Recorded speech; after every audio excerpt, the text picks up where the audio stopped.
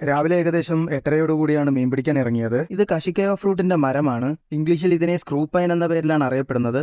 മാൽദ്വീപ്സിലെ ആൾക്കാർക്ക് ഒരിക്കലും ഒഴിച്ചുകൂടാനാവാത്ത ഒരു ഫ്രൂട്ടും കൂടെയാണിത്. അല്പം മുന്നോട്ട് വന്നപ്പോൾ കണ്ട കാഴ്ചയാണിത്. ഇപ്പോഴും മാൽദ്വീപ്സിലെ മിക്ക വീടുകളും കടലിലെ കോറൽസ് കൊണ്ടാണ് ഉണ്ടാക്കിയിരിക്കുന്നത്. ഈ ഭിത്തി കണ്ടോ, ഫുള്ള് കോറൽസ് കൊണ്ടാണ് നിർമ്മിച്ചിരിക്കുന്നത്.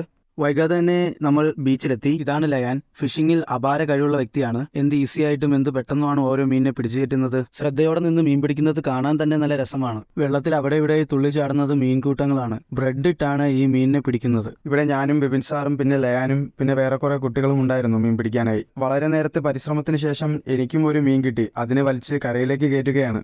ലയാനും ബിപിൻ സാറിനും മീൻ കിട്ടിക്കൊണ്ടേയിരുന്നു. ബിപിൻ സാർ ഇടയ്ക്കിടയ്ക്ക് വെറൈറ്റി മീനുകൾ പിടിക്കുന്നുണ്ടായിരുന്നു. ഈ മീൻ മാലദ്വീപിൽ ഒറി എന്ന പേരിലാണ് അറിയപ്പെടുന്നത്. ഇതിന്റെ മുള്ളു കൊണ്ടു കഴിഞ്ഞാൽ ഭയങ്കര വേദനയാണ്. അതുകൊണ്ട് തന്നെ വളരെ സൂക്ഷിച്ചാണ് ഇതിനെ കൈകാര്യം ചെയ്യുന്നത്. ഇതിനെ കൈകാര്യം ചെയ്യുന്ന കാര്യത്തിൽ ബിപിൻ സാർ ഭയങ്കര എക്സ്പേർട്ടാണ്. മീൻ പിടിച്ചു കഴിഞ്ഞ് പോകാൻ നിന്നപ്പോഴാണ് ലയാൻ പിടിച്ച മീനെല്ലാം കൊണ്ട് നമ്മുടെ മീനിന്റെ കൂടെ ഇട്ടത്. കുറെ നാൾ കൂടിയിട്ടാണ് നമുക്ക് ഇത്രയും മീൻ കിട്ടുന്നത്.